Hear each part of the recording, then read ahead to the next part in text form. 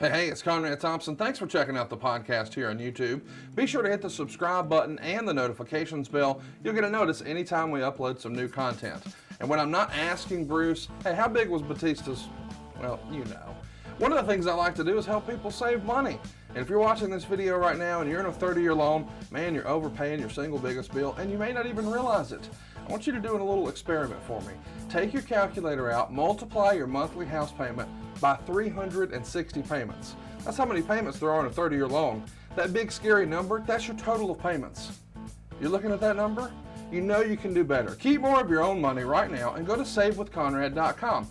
Or maybe you've got credit card debt. Man, it's not a matter of if I can save you money with that. Your average interest rate on a credit card is more than 20%. And by the way, all the interest you pay on those credit cards, it's not tax deductible. Whereas the mortgage interest, well, that is tax deductible. So if you owe this debt, it's up to you how to pay it back. Doesn't it make sense to get the cheapest rate possible and the greatest tax deduction possible? Find out how much money you can save right now for free at savewithconrad.com. You don't need perfect credit. Even scores in the 500s can be approved, and it's no cost out of pocket. But maybe best of all, we're licensed in more than 40 states. We can help more families than ever before. But how much can we save you? Find out right now for free with a quick quote from savewithconrad.com. Hey, it's Conrad Thompson, and you're listening to Something to Wrestle with Bruce Prichard. Bruce, what's going on, man? How are you? I'm okay. So Bruce feels like he's in a hostage-style situation. Maybe we should post a photo of you holding today's newspaper or something. You have... I haven't left the house, have I? Nope, you have not left the house. You have slept all day. You have not shit the floor, but before we pressed record, you got another Imodium, slept till 10:30. It's been a pretty rough... I was up before 10:30. You were up and back and forth to the toilet all night, from what I heard. Okay.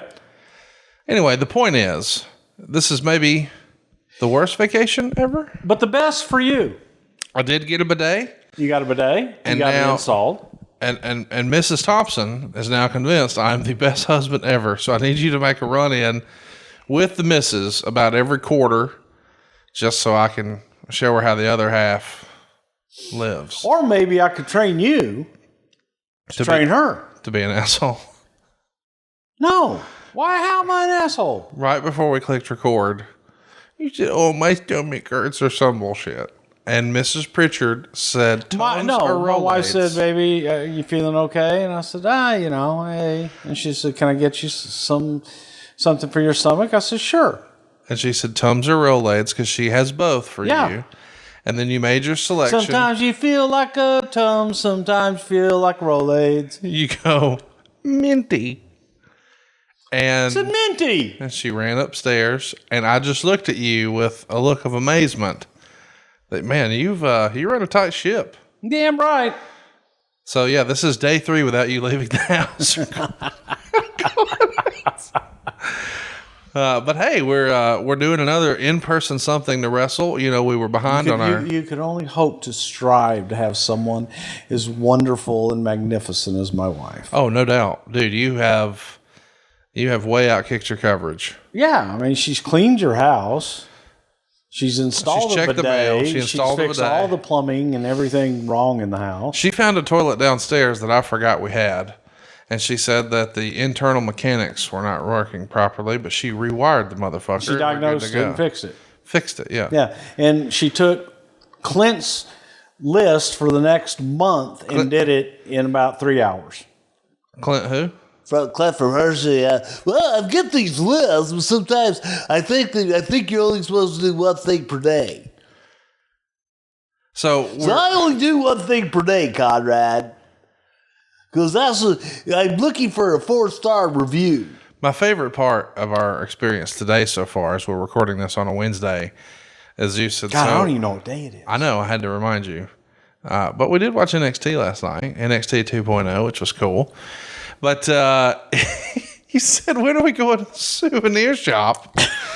As if you're in some resort in a tropical island. Instead, you're in Huntsville, Alabama, or whatever you call it. And I offered to take you to the Space and Rocket Center, and you said we don't even have one of those. That's in Houston, right? Well, I mean, NASA is in Houston. Well, NASA's here. The space program is in Houston. Well, in here. The only important part of the space program is in Houston. I think it's worth a Google. Nah, I think that your Google machine is broken. You realize that Cassio Kid's wife, Big Booty Judy, actually works on the space shuttles, right? So? From here. Okay. Okay, I'm just saying. We build them in Houston. We make them in Houston. We make it possible for her to be able to have a job so that she can then go to the country to... All right, let's talk about why we're here. Unforgiven. Why are we here? Well, we've sold a bunch of ads and we have to deliver a show every week. We're contracted by Cumulus Podcast at this point to deliver one. And, you know, it's time for us to talk about Unforgiven 06. But by the way, before you leave town, tomorrow, I'm going to make you record mind games. No. Yes, you like mind games. I thought this is what we're doing today. Unforgiven 06 today. No, we said we were doing mind games today. Well, we can do it right after. Why can't we do it now? It's not like you're going anywhere. But why can't we do it now? Let's run through this. You realize that we had like a private little, like a sunset cruise lined up for you yesterday? And we had a little private dinner where we had to pay for the reservation in advance. And then you decided, No, you did not. Oh, for sure. Well, then I'll pay you back. No, it's fine. I don't care. I'm just saying, we had some arrangements. Well, you don't do care. Otherwise, you wouldn't have brought it up. And then you opt for buttery noodles from the kids' menu and nothing but noodles. And now you're giving me... I needed something bland. I needed just to put some kind of substance. And then you're like, it wasn't very good. Well, no shit. It's fucking nothing but noodles. Why are you knocking nothing but noodles? That's all I wanted was nothing but noodles. Well, they're not... I just wanted noodles with some butter on them. Going. Hey, we watched the Mets thing. What'd you think of that on 30 for 30? Well, that was fun. That was pretty good. Yeah. What about Unforgiven 06? Was that pretty good? It's a Raw-only pay-per-view? No, tell me about it. Well, let's talk about it. Bridgeport, Connecticut. How far is that from where you live now? About 15, 20 minutes. Oh, so this would have been a great... Well, at this point in 06, you're living in Houston, Texas. So that was a long ways from me at that point in 06, yeah. Well, you got a big crowd here. I wasn't even paying attention at that point. 5,700 people. 06, probably not a banner year for the company, right? Depends on what you consider banner. Sales, merchandise, buy rates. It was good. The opening segment features Lita throwing a spinner belt into the Long Island Sound. From the ceiling comes a new belt. It's the Rated R belt for Edge. Whose idea was it for Edge to get his own belt? Is this just a great way to expand merchandising opportunities? Well, God, Cena got his own belt. Why can't Edge have his own belt? And he was the Rated R superstar. Well, I just want to backtrack because we've talked about the spinner before, and I think the traditionalist wrestling fan in you hated it, but the business part of you was like, fuck, we're selling a lot of these. This was a good idea. It was a great idea. Yeah. So why not do one for Edge, right? Yeah, and it kind of gives individuality a little bit to Edge, and Edge was kind of at the height of his heeldom at this point, and it worked. It fit. Overall, you know, I understand that everything in wrestling changes, and we don't really talk about current stuff, but before you went back, the company adopted just the logo as the belt. So like the entire center plate of the championship is just the company logo. And I get from a mainstream standpoint why you would want that, but does a little bit of you, the old school wrestling fan, miss the look and feel of a traditional wrestling belt? I like the NWA World Heavyweight Championship belt that was worn by Luthez, Gene Kiniski, Pat O'Connor, Dory Funk Jr. Yeah, that's your favorite belt ever, right? Ever. And as best we remember, you thought Larry Madison had it once upon a time? I did. You know where it is now? I do not. If there is anyone out there that knows where it is, then slide my DMs because Bruce won't slide in answer Connie's DMs. I'll make sure you get it. Yeah, I have no interest I would, in that. but I don't want any reproductions. I want the belt with the leather, with the gold, with the everything. And I know the crown's not there anymore. It broke off sometime during Dory's reign. That makes it cooler to me. I like when they have a little use on them. Yeah, but I like the little crown on it. Well, we can get you a little crown. Yeah, but I want the crown, and the crown's gone somewhere. It's gone forever. So you just want to fuss? Kinda. So Jeff Hardy returns after being out of the WWE for 3 years, and Edge maybe has the line of the night. He says, "Didn't you die 3 years ago?" And of course, Edge and Jeff brawl, and a match is made for later on in the night. Of course, this is all happening the Raw after the big pay-per-view, and we're setting the stage for our next pay-per-view. And this is very much the era where, we've got a pay-per-view every month. And I know at this point it had been the case for a while, but that's really priority number one in that era, right? On the heels of a big pay-per-view, you get started working on the next pay-per-view immediately because you've got 4 weeks to build and try to sell that show, right? Well, it's any good promotion. I mean, you can go all the way back to the territory days, week to week. You're looking at what are you promoting for next week? What are you going to do to bring the audience in next week? So that's episodic television. That's promotion 101. You want to get your audience at their hottest, and you want to keep them on the hook and keep them going. So keep them invested. Just promotion 101. So the question, I guess, is why program Jeff and Edge together so quickly when you already had Edge and Cena in such a hot top program? On the heels of SummerSlam, it still feels like there's meat on the bone. There's more life left in that. Is this just more about, hey, we got to introduce Jeff Hardy back into the mix? And why did it make sense for him to land on Raw rather than SmackDown? Well, I think there's more than anything. It's timing, and you look at what you have at the time. What's hot, and introduce someone hot. You're going to perceive a top star when they come in on top versus bringing them in underneath, and that's how they're perceived.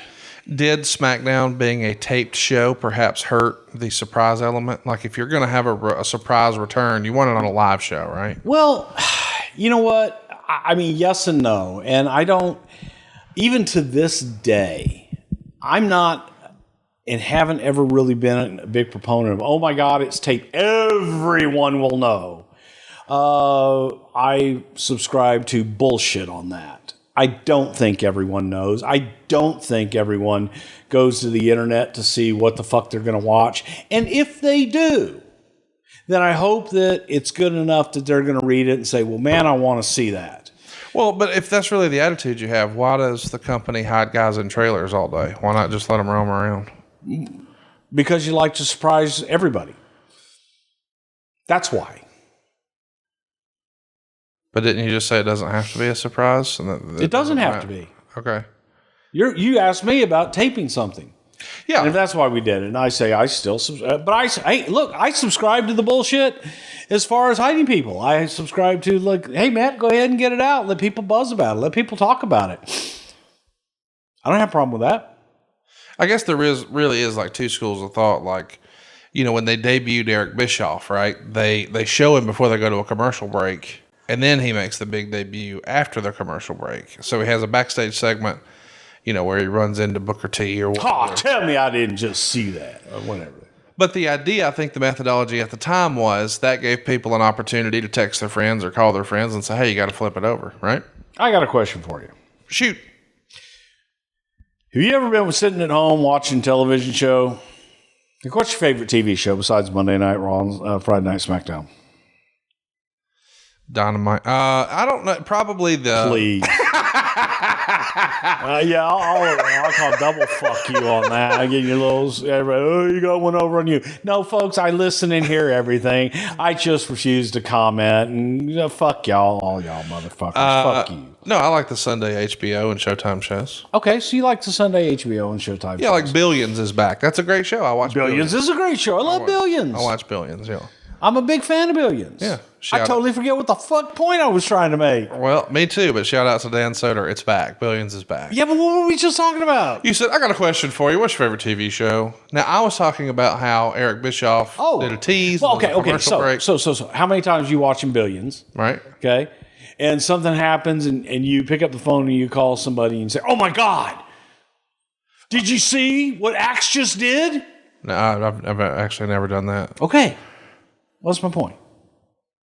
I think people watch TV to watch TV and be entertained and just enjoy. Man, be in the moment. If you got to critique and criticize everything that you watch and everything that you hear, man, in some ways it's kind of a, I don't know. I want to get lost. Entertainment's to be entertained, and you want to be entertained and lost in a moment. And lost in time. And sometimes when you break it down and analyze it too much, it strips all that away. It strips all the fun away. Yeah. And you can watch something and go, hey man, maybe that wasn't what I liked tonight.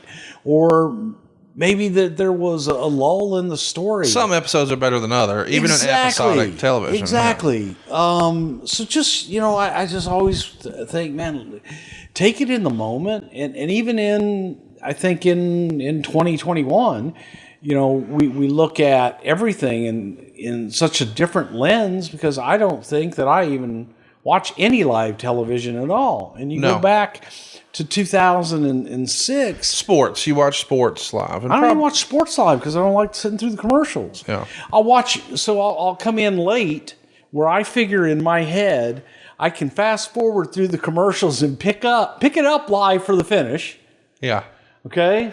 But I can skim through the rest of the shit and I see the good stuff. Well, see, like Alabama games, I'm going to watch those live because I'm a super fan. But when it comes you only to watch the first 15 minutes. But when it comes to like NBA playoffs, I know, man, just watch the last 5 minutes. You told me you only watched the first 15 minutes of Alabama games. Well, that's when it's a blowout. So like this Sunday or Saturday, tomorrow. So you only watch the first 15 minutes of Alabama games. A lot of times, yeah. Okay. I'm watching very intently, and then it's like, okay, this one's kind of done.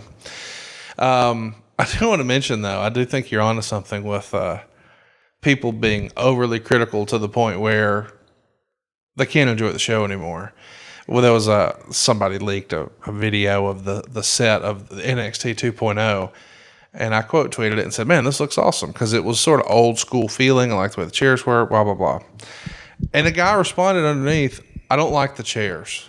And I quote tweeted it and said, boy, this is wrestling Twitter. Wow. In 2020. I'm just complimentary of, hey, I like the new look. And I don't like the chairs. I'm like, God, is that where we are with breaking down and analyzing wrestling? And I don't like the chairs. You're not going to see the fucking chairs. There'll be people. I'm not going to watch a Los Angeles football game because I don't like the stadium. Yeah. That's a little weird, isn't it? That's a little over... All right, like what, I don't like the chairs. Where's the place where they have the blue AstroTurf, Oregon? No, they're green. You mean Boise State? Boise State. Yeah. And it's blue. No, it's blue. It is blue. It is blue. But Oregon's green is what I was saying. So they wouldn't have a blue field. Yeah, I know. I realize it when the words came out of my mouth, okay? Damn it. But that's annoying that I won't watch it just because it's hard to follow. I can't. It takes you out of it. Yeah, you're colorblind, so it's all green to you. Somebody was giving JR shit the other day because he called Paul White Big Show. And somebody tweeted him and said, I couldn't enjoy the show after that. It really took me out of it. And it's like, is that real? I don't know. Some of the analysis and breakdown and complaints in wrestling Twitter are just something else. I don't like the chairs. Let's get back to the Raw after the big pay-per-view. Vince runs into Coach in the back on a Bowflex for our product placement move of the night. Man, I kind of like when there's a random opportunity for branding inside of Raw, because it reminds me of the old Wayne's World skit where they're like, we would never be a corporate sellout, as they open the big Pizza Hut box and drink a delicious Pepsi. But what a better way to advertise than the most bang for their buck, because that's still on the network today, right? And if you were wanting to bang tonight, then I would suggest that you... Anyway. Yeah, we don't know what our ads are right now, but that would have been a great spot. That would have been a nice segue, right? It would have, yeah. So Vince and Shane discuss how Shane wasn't the legal man at SummerSlam and the pin shouldn't count. And right after that, Randy Orton cuts a promo talking about how he really beat Hulk Hogan. And since Flair's a bigger legend than Hulk anyway, he's going to beat him tonight. Hogan's gone. That was his last match in WWE. Was there ever any discussion, as far as you know, about one more match with Hogan after that? I think there's always discussions with Hulk about one more match after the last one. And sometimes, especially, when it would come to Hulkster and things of that nature, that you needed a little break. Sometimes everybody just needs a little break and need a little respite, if you will. Carlito's going to interrupt Orton, and they're about to begin a program. Hey, folks, he has notes over here. When I try to look over at his notes, he turns the computer away from me so I can't look at his notes. You've had these notes for weeks. Well, you've been here for days, not coming downstairs, just sleeping all day like Esmeralda up there. I thought you were climbing off the front balcony by your hair at this point because you need a damn haircut. You look like a hippie. I'm going to get you one set up Saturday at 4. Thank you. You're welcome. Thank you. Janine in Shout out to Janine. in Monroe. Was this the big attempt to make Carlito a top babyface? I mean, Orton's a tippy top guy. He is a heel. It feels like there's been some stops and starts with Carlito. I think most people associate him with a heel or as being a heel. Did you prefer Carlito as a heel to a babyface, or did you think there was life in him as a baby? I really thought that Carlito, frankly, was a better babyface. Really? Why is that? Because first time I ever saw Carlito was in Puerto Rico, and we were over there doing a show for Victor Quinones group, and with Savio and those guys. Carlos's TV was on, and Kurt Hennig was on the island for Cologne. So I ran into Kurt at the hotel bar, and we sat and had a few drinks, and he was telling me all about it. He goes, "Oh my God, you've got to see this kid, Carly Colon." And this is Bruce. He goes, "If there's anybody here," he says, "this guy's it." And so my first exposure to Carly was as, the babyface Carly Colon for his dad's promotion. He just was magnificent as a fiery babyface. He had the fire, he had the likability. Young, handsome, good looking kid. Yeah. And if you know him, the real human being is just a sweetheart of a guy. So did he portray a heel? Yes, very well. He just, to me, was a better babyface. Do you think you always feel that way? Like the way you first see someone is the way you remember them? Like sometimes you see somebody and they're not wearing glasses, and then later when they take their contacts out and they're wearing glasses, you're like, oh, I don't like that as much, because you in your head will always picture them without glasses. You think of me differently with glasses? I don't, but I know that that's a thing. So like if even if somebody dyes their hair or what have you, do you feel like that is the case for you? Like how you first are introduced to them, you always kind of remember them that way. Well, first impressions are everything. However, I think as you get into the business and you get to know someone better and you see what their real tendencies are, it's, like you thought I was a heel at first before you ever met me. And I knew. And then we got to know each other and you realize that your first impressions were correct. Yeah, super heel. Everybody knows that. Yeah. But you're our heel, damn it. I mean, within a couple hours of you and I meeting, I'll never forget, you turned to me downstairs and the thing, you looked at me and goes, you said, "Wow, you really are a heel, aren't you?" And I just went, "Yeah." So the Highlanders, Jim Duggan and Eugene, beat the Spirit Squad in an eight-man tag match to make the Highlanders the number one contender for the tag titles. Why don't you think the Highlanders worked out in the long run? I just don't think that they were... Was it a victim of bad gimmicks? I mean, could those guys have been successful in another persona? That was their persona. That was their idea. That was how they lived their lives. I remember them coming to do enhancement work and wearing the kilts. And that's who they were. But they were probably doing that to stand out, right? I mean, do you think they're running down the Kroger wearing a kilt? Okay. Yeah, what's wrong with that? Don't get hot about it. Well, yeah. I mean, it's funny when people say it's like I used to love it when you look at real names and stuff, and you see Jose Lothario, whose real name was Guadalupe Robledo. But then you get down to Hans Schroeder, obviously a work name, real name. Just shit like that. Yeah, it's different. That's who those guys were.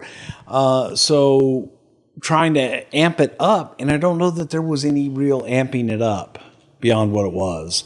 And maybe the audience just didn't feel that it rang true to them, something that they couldn't relate to because they weren't playing a part. It's who they were. Do you think perhaps, I'm not saying this is the way it is now, but once upon a time in professional wrestling, when a person presented a certain persona, that they were always sort of typecast as that? For example, let's talk about movies. Like Will Ferrell, we mostly associate with comedic roles, but he's taken some serious ones, and I don't think the movies did as well as his comedy stuff. You could probably say the same about Adam Sandler. Guys, moviegoers want them to be funny. and then they don't really get an opportunity to do the other stuff. And when they do, people just don't embrace it. Do you think that could be the case with people who were writing wrestling? Like, well, no, we can't do that because he's a this guy or a that guy. I think it's with anything, with any entertainment, because you look at it. Tom Hanks. Tom Hanks was a comedian for years. Couldn't do anything until he did Philadelphia, and it was his first dramatic role that was a breakout role. It wasn't his first dramatic role, but it was his first breakout dramatic role that people went, oh, hey, wait a minute, maybe I can take him seriously because of the material and because of the way that it was presented. But still, people wanted to laugh at Tom Hanks. So their first perception was him as a comedian. So when you're looking at your first perception with talent, I think that does stick with you for quite a while. And takes an awful lot before people will look at you otherwise. Mike McCord was never. It's another interesting case study because I'm going to get hate mail on this one. But Mike McCord, Austin Idol. Mike McCord was a name in the South and a name in New York City. Worked with Pedro in the Garden and things like that. Good hand, decent. All of a sudden, after Mike left and had the plane accident with Gary Hart and one where Bobby Shane lost his life, and Buddy Colt was injured as well, but Mike reinvented himself completely as Austin Idol. But outside of Alabama and Tennessee, Idol never got over anywhere else. And I asked, a long time ago, to Vince, I'm going back many, many years because I was thinking of, and this is in the late 80s. Right. Okay. I was like, hey, man, what about Austin Idol? He goes, yeah, barely got over as Mike McCord. No interest. And it was in some ways the stink of Mike McCord that they didn't want to take a chance on Austin Idol. And, look, man, good for him. He was huge in Tennessee and Alabama. Oh, yeah. So I don't think he's shedding any tears. No, worked out just fine. Yeah. So, but I've just always been fascinated by how some guys get a second chance. Look at Kane, right? Yeah. Kane comes in as the evil dentist, and then he's the fake Diesel, and then ultimately he wasn't fake Diesel. He was Diesel. You know what I mean? Come on, he was Diesel. The idea being, it took a few. He was a Christmas tree in Memphis. He was.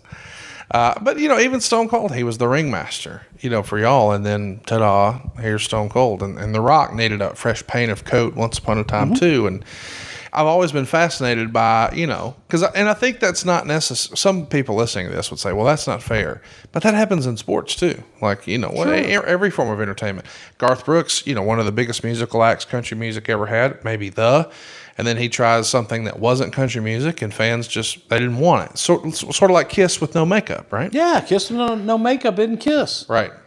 It's four guys that are kind of ugly, man. I mean, you look at the members of Kiss. They're pretty fucking ugly. I don't know about all that. They are. They're ugly. But you put makeup on them, they look cool. They're rock stars. So DX is going to tag the WWE Jet and Titan Towers with the DX logo. Oh, God. Yep. Graffiti. You what? I did that. It was kind of stupid, wasn't it? No, it wasn't. You liked it. Which part? The Jet or the Towers? I didn't like this version of DX. I think sometimes we should just leave well enough along. In that late 90s, DX was fun, but now that we got middle-aged Hunter and middle-aged Sean pretending to tag stuff that belongs to... But they did tag, so that was pretty cool. We did the well, take us through the experience. The Office. No, what wasn't cool is... So we had the Jet in the hangar, and... the actual WWE Jet? The actual WWE Jet. Okay. And we actually painted the WWE Jet in the actual hangar, and we had to get the entire hangar so that we didn't disrupt any other planes or anything else. And we had a vision. So I had a vision, Hunter had a vision, Sean had a vision of what we wanted to do. Wait, y'all all had the same vision or three separate visions? No, we all pretty much had the same vision. Okay. And then there was Vince's vision. And I don't know that Vince ever really Didn't do a lot of graffiti in his life. Well, no, I don't know that his vision I don't know that he was able to explain his vision very well to us. And instead, I think we got a lot of, okay, this is what we'll do. This will, yeah, okay, no, you guys seem to have a grasp on it. Go do it. And we went and did it. So we did our vision, what the three of us thought. Right. And then went on and we did the stuff inside the plane and everything. And I don't know that we did the office that night or if we did that on another night, but the office was another story. That was a lot of fun because that got a lot of heat with all the lights and everything in the area because we did it after a show and we went up there late at night and shot it. So that got a lot of heat from the town, a little bit in the community, in the immediate vicinity. Yes, because of the bright lights that were shining up on the building. We had permits, we had everything. Everybody knew what we were doing. But the plane thing, when Sean and Hunter went into the plane and cut their promo, was a DX promo, and it just was a goof, and it was meant to be a goof. And Vince wanted it more serious. Vince wanted it more specific and more poignant. And we're like going, this isn't serious. He wanted it more NWO, less sophomoric hijinks. But it was sophomoric hijinks. That's what they were. Yeah, one of them was like Vince loves cock or something, right? Chicken. Yeah, but that's what I'm saying. Yeah. Yeah. And it was. And he does. He eats chicken all the time. Every day. No. Oh, he's on steak now? I don't know he really eats that much chicken anymore. But, well, back then you used to say like dry chicken breast and dry pasta. Yeah. It was a different vision.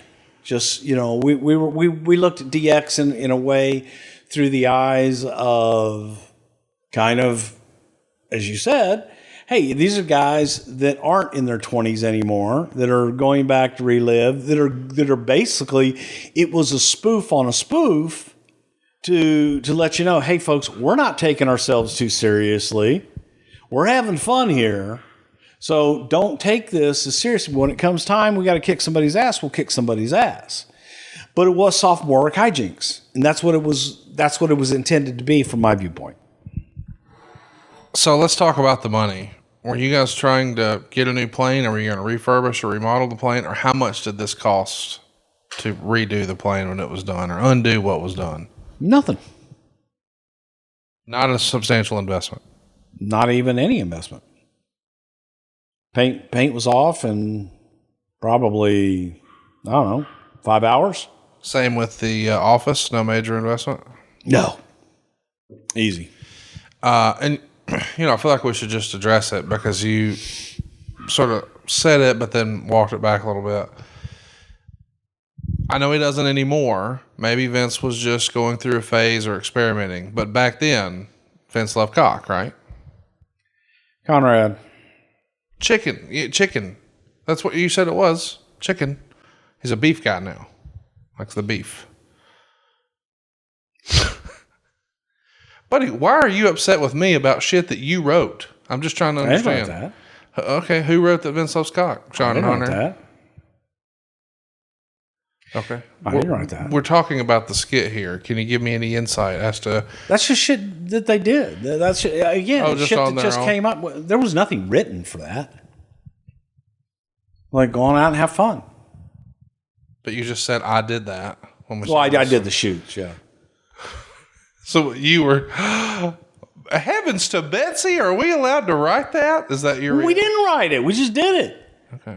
That's the difference. Right. It wasn't like somebody sat around. I'm not saying pen to paper. I'm saying someone wrote it on the fucking plane. They tagged it. Let me use they sprayed it. Let me be very technical. That was Ellis. Okay. Ellis is a bad man. Oh, I'm aware. Yeah. Vince and Mick Foley have an interesting interaction in the back where Vince tells Mick that he'll have to join the Kiss My Ass Club or someone will get fired tonight. The whole Mick and Vince relationship has always been an odd one, I think. Is that fair to say? That's fair to say. Jeff Hardy and Edge have a match here, and it ends when Lita interferes, and it turns into a Cena-Edge brawl, which ends with Edge getting tossed into the Long Island Sound. Of all the places to take a dip, this is one of the worst. Absolutely. And actually, I think Edge still looks at me to this day going, yeah, man. He goes, you threw me in the Long Island Sound. I didn't throw you anywhere. So, yeah, that's pretty gross, man. Absolutely disgustingly gross. Right off the pier. It was tremendous. Not knowing what was below. I mean, we had a good idea. It was disgusting is what it was. Well, it was disgusting, but also, here's the fear. And you look get sick from getting in there, right? Yeah, you can get sick from getting in there. But you also don't know, like, if something can float up and be underneath you. What do you say? Float up? Like a car or anything else. It just because there's just so much crap in there. So we actually had, like, divers and people making sure that was safe. Making sure it was as safe as could be. But then you're doing it live. So if something happens, it happens. So if he goes off in the wrong spot, sorry. Did he get sick? No. So he got dirty. He was stinky. Probably had to throw that gear away. Yeah. So Gridiron Gang, starring The Rock, and The Marine, starring John Cena, are both going to be promoted throughout the show. Is this really the era where you feel like the movie division of WWE started to become a major priority? I think that in the case of The Marine, yes. Gridiron Gang's just cross promotion. Yeah, that was, again, you got one of your major stars starring, yes. So that was something for Rock. But The Marine was something different. That was something that we had produced with our studio. And it was, even then, it was looked at kind of as a franchise film. Well, to this day, I think it's probably the best WWE movie. Would you agree? I mean, if you don't count No Holds Barred, which clearly is the greatest wrestling movie ever. Yeah. No, I like The Condemned.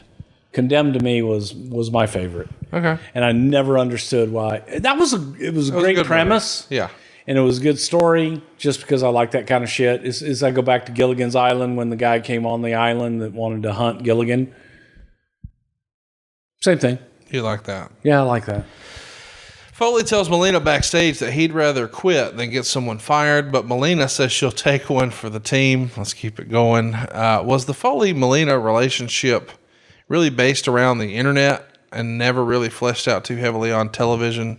Is that something that Vince took a liking to? Because they were always polite with each other in this era, and obviously Mick has always been a fan of women in wrestling and putting over what they do and blah, blah, blah.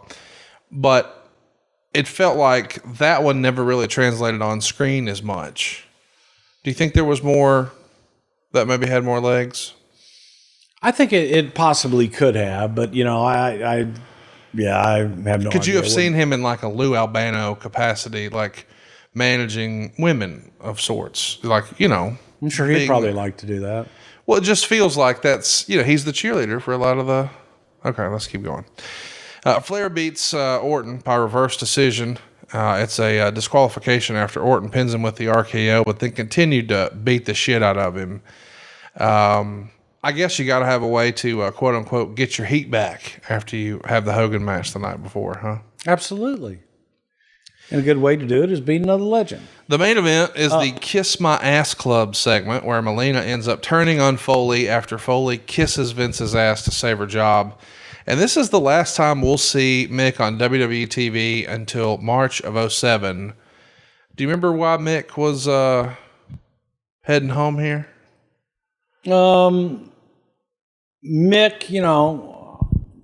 Mick, in his retirements always would say, the first retirement is I don't want to be Terry Funk.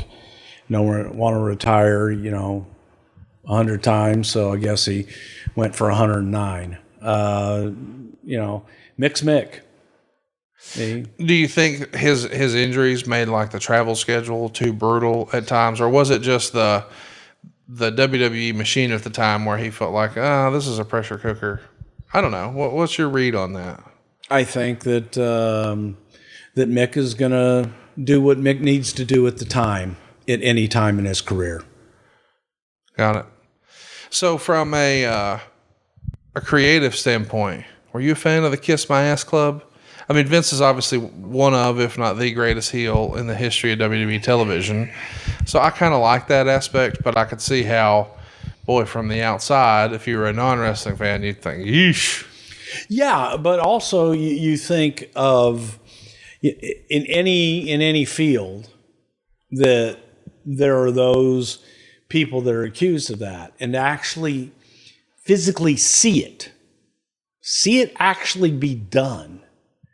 And You mean the hypothetical? Oh, this guy's kissing. Yeah, that guy's kissing us. No, Let's have the literal representation. This is the literal representation of the evil owner who enjoys people kissing his ass, but not just metaphorically. It's like he will go as far as to humiliate them and actually make them do the act. How much of the HBO show Succession do you think is based on some of the character Mr. McMahon? Not the real life Vince, but the character. Oh, God. It's got to be, right? A great deal, yes. I mean, that scene where he's getting on all fours. Yes. In it's the like, dude, fireplace, yes. This is WWE shit right here. Yeah. So Vince and Shane are happy about the night, go into their limo to drive away, but the rear tires are hooked on to something and the limo loses them. Vince and Shane get out and see DX spray painted on the limo now. Were you enjoying some of the DX stunts? Because I know that, sometimes when you get to do shoots that are off-site and over the top, that's kind of your jam. Did you like the return to these sort of out-of-the-ring hijinks? Yeah, I did. I enjoyed doing things differently. There was many reasons. One, it would get you out of the building for a while, and you could focus on it. That was for you, Brian. So I could get out of the building for a while and not have to produce a bunch of crap back at the building. Geeworks thought that you wanted to just leave the building. Oh, yeah. Geeworks was like, I'd do anything to get out because I'm lazy. Oh, yeah. I remember hearing that. All those things. But it was, it allowed you a little bit more freedom. And you had one shot at it usually, which I love. I love live, and I love a little danger in my live. So it's this better go off, and if it doesn't, it's your ass. And you need to. It's an extra sense of excitement as a producer when you know that you're running without a net. You're running without a net, and whatever happens is meant to happen. Yeah, but it can either be great. Or it can be a 3-hour chat afterwards. I find that fascinating about you because you're not really a big gambler. Like if we were, I'm a huge gambler. No, if we were going to Vegas, you'd bet like $100. You're not like I'm taking $50,000 and betting it on the ponies. Well, here's the deal. No, I actually, and you'd ask anyone that's ever had like a personal bet with me and things like that, I will usually only bet when I know I can win. Oh, sure. If I have control.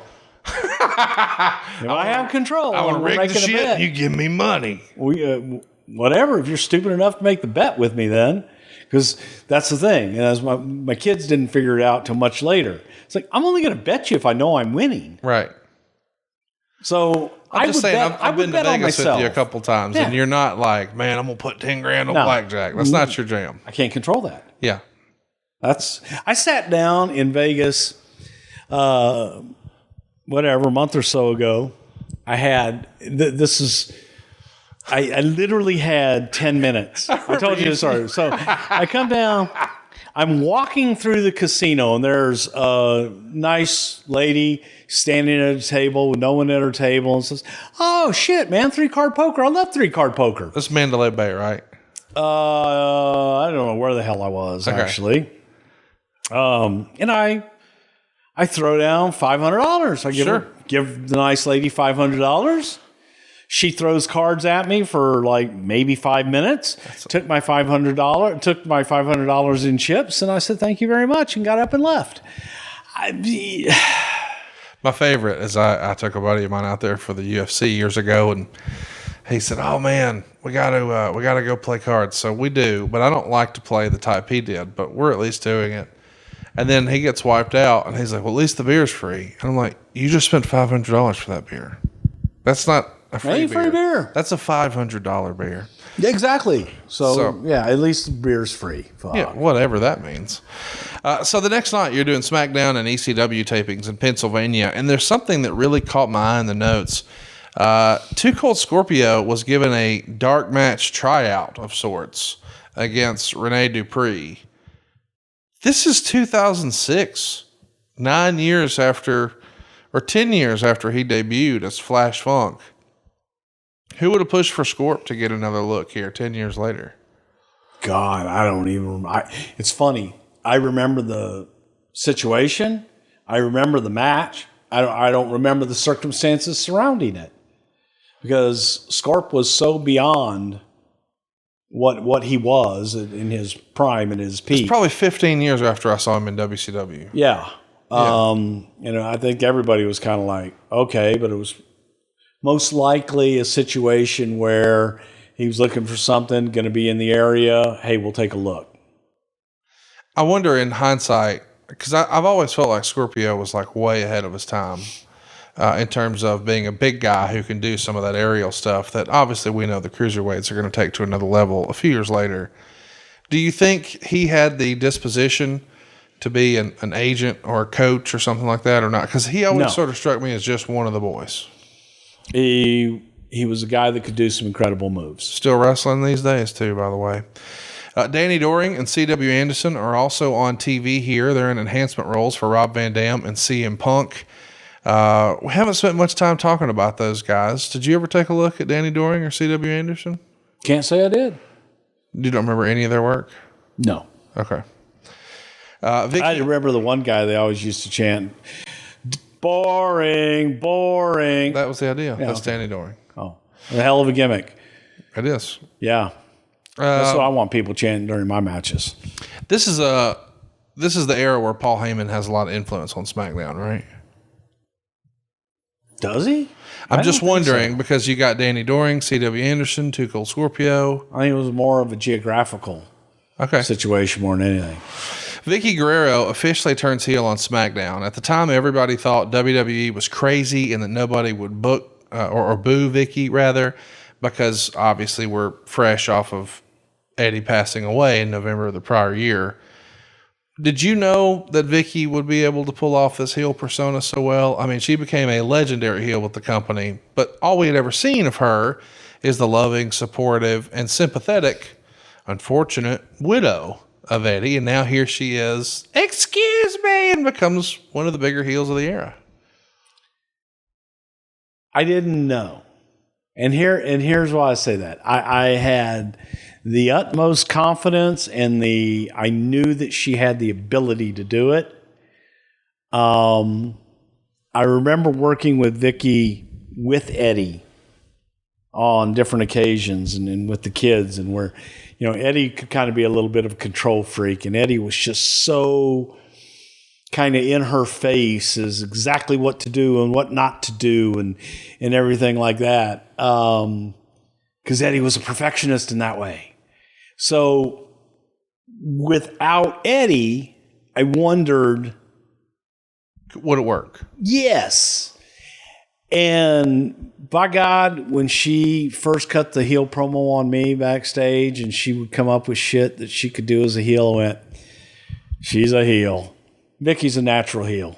She was absolutely a natural. And being married to Eddie for those years, and you only saw her in the role as, Eddie's wife. And the shit that woman went through. Amazing. And her talent, good Lord, man. And how amazing is it too when you think about it? This is not someone who came through Tough Enough. This is not someone who came through the independents. This is not someone who came through a casting agency. No. This is a guy's wife who you've been around a bunch, and now holy shit, where'd this come from? With no formal training or any of that. This comes from a discussion in Phoenix, Arizona, after the match, after Eddie's passing, and having a conversation. How you holding up? How you doing? How's everything? To what ifs, right? And that what if was kind of, people scoffed at it a little bit. It's like, the hell does she know? Well, she's a Guerrero by marriage, and so by default, she lived the business, man. Weird comparison to make, but Stephanie McMahon became a really compelling television character, and you wouldn't necessarily assume that either. Right. But she's around it enough where, ta-da. Yeah, Vickie was a natural. Vickie stepped right into it, and I think Vickie really loves being a heel. So it came through. You and I are a couple of goofs. We were just talking about, hey, was Paul Heyman helping with SmackDown here? No, he's running ECW. Yeah, so, that's what it was, the 30. Yeah. So CM Punk and Rob Van Dam were teaming up. Because back then, ECW was on the same night as SmackDown. So that starts to make a little more sense. Speaking of ECW, unfortunately, Kurt Angle is let go by the company on August 25th. We recently covered his leaving on the Kurt Angle show. But in hindsight, I think you guys were involved in helping make the right decision. It worked out the way it was supposed to. He had quite the career in TNA. Were you shocked to see him show up in TNA so quickly? No. You knew he wanted to wrestle. He just needed... No, I think that Kurt was in denial, and I think Kurt needed something. Kurt always needs something. To do. Yes. Idle hands sort of situation. Yeah. Kurt always needs something to do. So while Kurt may say with his mouth, I need a rest, I need to do that, I need to rejuvenate, I need to do this to recover or what have you, he will say the right things, but Kurt's drive will not allow him to sit and do the things necessary a lot of times. He thrives on accomplishment, achievement. He wants to do stuff. He just wants to do stuff. But the WWE travel schedule, and obviously in a post-COVID world, it's way different, but the travel schedule could be pretty brutal. Sure, it could be. Yeah. We're in the U.S. Open part of the WWE/USA relationship. So Raw has basically moved to Sci-Fi for the next 2 weeks. Do you remember this being just the most frustrating piece of the USA relationship in that era? Between that and the Westminster Dog Show, they can both kiss my ass. What did Vince hate more back then? Being preempted for dogs or tennis? Look, man, at least tennis. Yeah, tennis. But still, it ain't dogs. Anything that preempts you're not happy with. Right. So there's a philosophy change in the wellness program, at least according to the Observer. So don't get hot. But here we go. From now on, if a wrestler is suspended for failing a drug test, they are docked their downside guarantee for 30 days. They'll continue to work both TV and pay-per-views, but will only get expenses covered and get no bonuses for those shows. This way, they don't have to interrupt storylines or change pay-per-view matches if someone fails a drug test because they weren't happy with how things went down at the Great American Bash and a bunch of Raw tests coming back. They didn't want to risk screwing up Unforgiven plans. Do you remember there being an adjustment here to the policy based on pay and suspensions or any of that? Or was that never something you were involved in? I wasn't really involved in that. I was involved in the creative side of things. So, and, I don't mean to betray confidences, but a lot of times when you and I have a conversation off air, you'll say, Conrad, I don't do that. Not my department. And it's always been your approach, I believe, where you've said something like, hey, tell me who we got.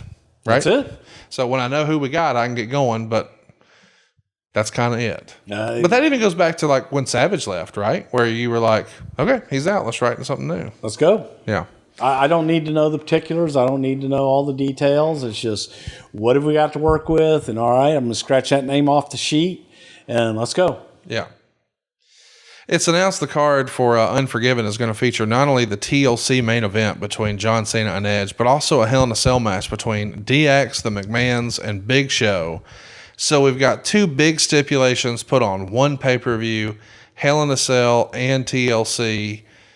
Did you feel like, as an old school traditionalist, that there should be one major gimmick match like this, not two? or did you get it in this circumstance? No, I'm not in favor of it. I like, if you're going to have a major attraction like that, a major stipulation, a major, whether it be a cage match or an elimination chamber, Hell in a Cell or something like that, that it's better to have one. I remember going to TNA and they had one show that all the matches were inside of a cage. Oh yeah, Lockdown. To me, I hated it. And if you go back, folks, yes, I am the one that stopped Lockdown having all the matches in the cage. It was silly. Well, yeah, because the first match, okay, you've seen everything you can do in a cage. Yeah, the what's the old Jim Cornette? If you got a locker room full of 7-footers, you ain't got no giants. Right. Well, it's sort of if you got a whole match, a whole card full of cage matches, you don't have any special attractions. There was nothing. It was just, I'm like, okay, why do we even need a cage at all? Yeah. Just let them do whatever the hell they want. So the whole card rundown, we're not to the pay-per-view yet. We've still got some notes, but I just want to mention it's John Cena and Edge at a TLC match. And the stipulation here, not only for the title, but if Cena loses, he's forced to go to SmackDown for 3 years, which I guess is a little more realistic than loser leaves town or loser must retire. DX versus the McMahons and Big Show in a Hell in a Cell match. Randy Orton versus Carlito. Lita versus Trish for the women's title. It's also Trish's retirement match. Johnny Nitro versus Jeff Hardy for the Intercontinental title. The Spirit Squad versus the Highlanders for the World Tag Straps. And Kane versus Umaga. Bruce, this is pretty damn loaded for a quote-unquote B show, meaning it wasn't a joint SmackDown Raw pay-per-view. That's a lot of... We were doing separate shows, so it wasn't a B show. It was just different. Each of the pay-per-views were branded. You had your Raw pay-per-view, and then you would have a SmackDown pay-per-view. It also provided time in between the pay-per-view attractions build. Instead of 4 weeks, you had 8 weeks to build. And it wasn't getting everybody in the pay-per-view. You're going to have so much fun with this next report. Try to not... Your nuts are exposed. Are they? Yeah, so I'm just saying. I've got my foot is right there. And all right, here we go. The rumor and innuendo at the time is that ECW had to be taped 2 weeks in a row because much of the ECW roster was unable to cross the border because of their criminal histories. Is that not a red flagged events that, boy, this thing might not be our best idea? That wasn't the only thing that were red flags, but yeah, that's kind of a telltale sign. Yeah, maybe not our best idea. Yeah. From the Observer here, Psychosis is still on the company's roster. He's at every SmackDown taping on Tuesday, but has no storyline since Super Crazy has his health issues. It doesn't appear there's anything scheduled for him to do. He was buried by one of the agents in a creative meeting, so he's on the outs. He did work an angle on an independent show in Tijuana on the 25th, turning on Rey Mysterio's uncle. I'm fascinated by the line in there, which is why I'm bringing it up. He was buried by one of the agents in creative meetings. Who was? Psychosis. No. I couldn't pick him out of the lineup. I'm not saying that you could, but I just wonder, sometimes... back when Arn was an agent with the company, if he would campaign really hard for a guy, you would hear that name. And I think you've even said it before that back in the day, in this era, if Heyman would really, I think you told the story once where CM Punk was getting a big push and Heyman was campaigning for him to tap out Big Show with the Anaconda Vice type deal. And perhaps it gets said often enough that Vince is just like, we ain't doing that just on fucking general principle now. Well, it becomes a tune-out factor. It becomes Yes. a tune-out in how you listen to it and what you hear. I think that, and again, the reason Psychosis was in a pretty good spot with the Mexicals because he had Crazy and Juventud. And, to me, the guy that, in my opinion, never got his just due from big stardom was Crazy, because he was one of the most talented guys I'd ever worked with, personality-wise, and also just genuinely great human being. Super Crazy was so underrated and one of the best to ever step in the ring that he could tell you stories, he could cut promos, he could do everything. And yeah, people can say, okay, he didn't speak English, Bruce. Well, yeah, he did. He spoke enough that he could communicate because he was able to communicate through his emotions. And he had that ability, and he was just a incredible talent. Let's talk about some controversy. The Observer would write, one of the Deep South guys who apparently is close to quitting wrote Johnny Ace to complain about how abusive Bill DeMott is at practice. Laurinaitis told the guy he'd come down and talk to everyone about it, basically trying to tell the guy what he wanted to hear.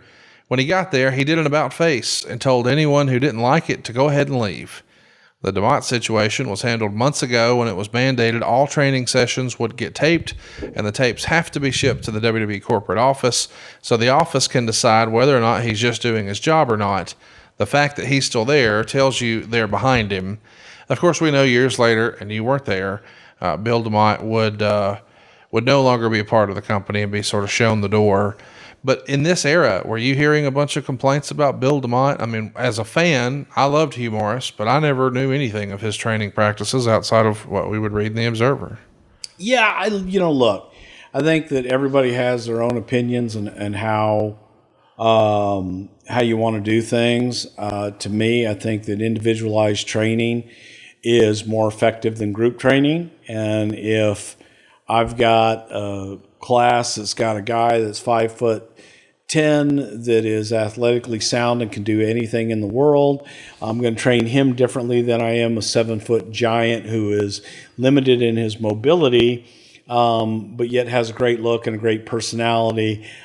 I'm not going to have him running ropes for 10 minutes doing crisscrosses. Right. Because, so help me God, if he ever does that in a match, he'll be fired. Also not going to have him out there doing bump and feed drills because he isn't going to bump and feed.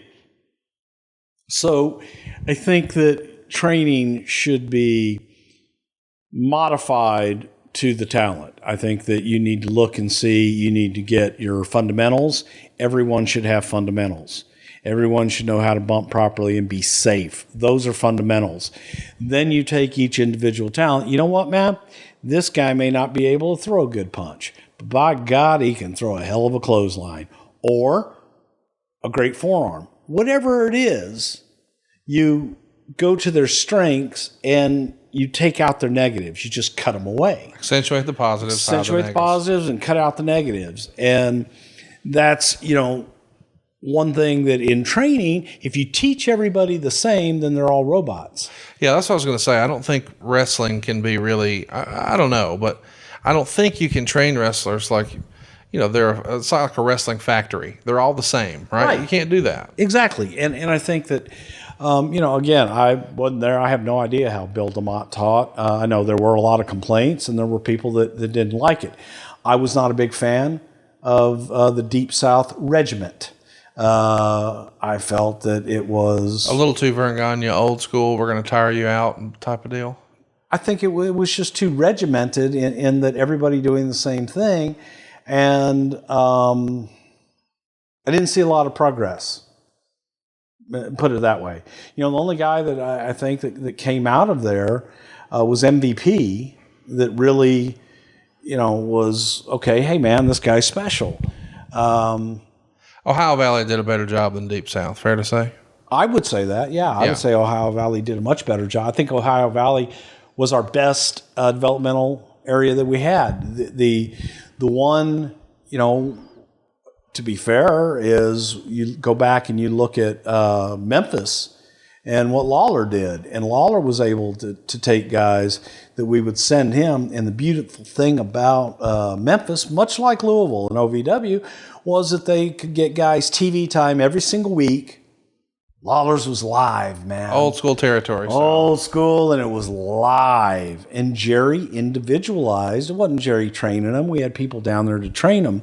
But it was, they had individual work, man. Each guy was focused on for their individuality, and they were trained to accentuate what they did best. So, in my opinion, OVW and Memphis were where guys probably got the best training to make them ready for the show. So let's talk about business for a minute here. The earnings report comes out, and there's one business correlation I want to bring up. Pay-per-views are steady, house shows are steady, Raw ratings are steady, but boy, SmackDown's ratings have just dropped terribly. What does it mean when there's just one thing suffering like that, when all your other metrics are strong except that? Was this more of an issue where UPN is... this is right before y'all move over to CW. So is it a channel issue? Is it a Batista issue? Do you think he had peaked?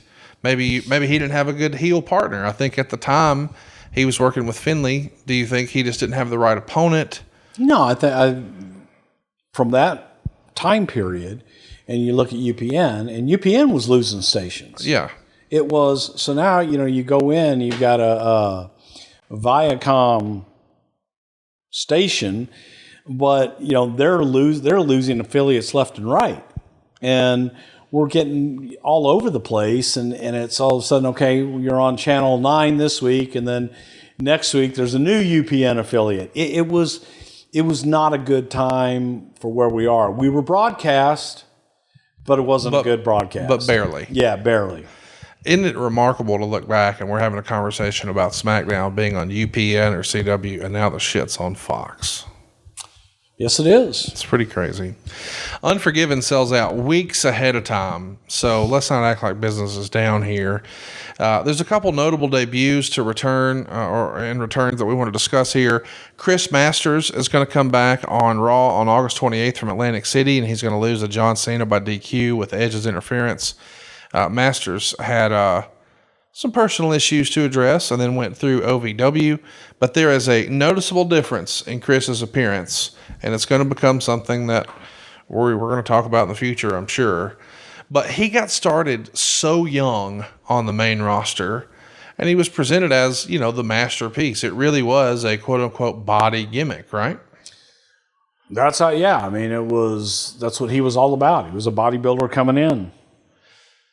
Shout out to Chris, who I know listens to the show. Good dude. Candice Michelle and Tori Wilson participate in a paddle on a pole match, which feels like a Vince Russo creation. What's your favorite paddle on a pole match? The one you and I are going to have later. I'm not doing a paddle on a pole. Why not? I'm going to go ahead and pass on that. There's a pole. No, I'm out. Mike Mizanin, better known as The Miz, makes his debut on SmackDown and defeats Tatanka. It's better to have a new guy, a guy who's fresh in the business, like Mike, debut on a tape show, just in case, right? Yeah, you want to protect him as best as you possibly can, and tape will do that. Why was Tatanka the right guy? I think Tatanka's reliable and is going to be able to carry anybody through anything. We circled over Batista on SmackDown, and I know he's not technically on this show, but he's a part of the company. So let's touch on it here. This is a story in The Observer. Batista's star fading is being whispered more and more. The reason Kennedy got the U.S. title from Finlay is because they're worried about Batista losing steam and felt Finlay is the best on that side of getting someone over. So they're moving toward Kennedy versus Lashley as the U.S. title program, which is tough because they both need someone to carry them. But it's Finlay's role to help get Batista back on track where he needs to be to carry the brand. And we've talked a little bit before about how once upon a time it felt like Vince thought Batista was going to be the guy, not John Cena. And it was a two-horse race there for a bit. But then it became apparent that this is the John Cena era, and John Cena's the face that runs the place. Do you remember there being concern about Batista being the top guy once he was in that spot? I think there's always a little bit of concern with Dave, but I also don't think that at this time that it had anything to do with Dave. I don't think it was Dave's fault. And I think that when you look at it, and fit certainly wasn't the answer. Dave needed someone that they really cared about to work with. I think that had Bradshaw been healthy, and Bradshaw was the guy, man. I think John did a great job with Batista and really helped make him, but can't work with him all the time. Let's talk about another name, another blast from the past here. Henry Godwinn gets a dark match. Hank! And he gets a win over Eric Perez and Bull Buchanan in back-to-back nights. From the Observer, quote, Henry Godwinn is expected to be signed, if he hasn't been already, and will be used on SmackDown. This one is controversial because several months back he was sent to OVW for a tryout, and the reports were that he was terrible. Laurinaitis decided against even keeping him around at OVW or Deep South, even though it was Triple H's recommendation to use him because they're friends. That Godwinn's son passed away last year. He loves and misses the wrestling business and really just needs a job. Then he got the tryouts last week, and reports were that he looked old and didn't look to be good in either match. One internal report was that Godwinn versus Buchanan in Columbus, Georgia was one of the worst dark matches in a long time, but Triple H got him the job. So he does sign, but he's never used on TV. What happened with this? Who said he signed? So you're saying he didn't sign? No, he didn't sign. We didn't sign him. He didn't look good, and he was unfortunately off. He hadn't worked in a long time. I mean, he looked good, physically standing there, but it wasn't there anymore. Just wasn't there anymore. Could a guy like that have been of some value, maybe not even on screen, but in a support role in a developmental territory? I don't think so. I don't, You didn't get the teacher vibe from him? Not at all. Crime Time debuts on Raw on September 4th. JTG and Shad are really one of the more underrated teams in company history. We just recently lost Shad not too long ago.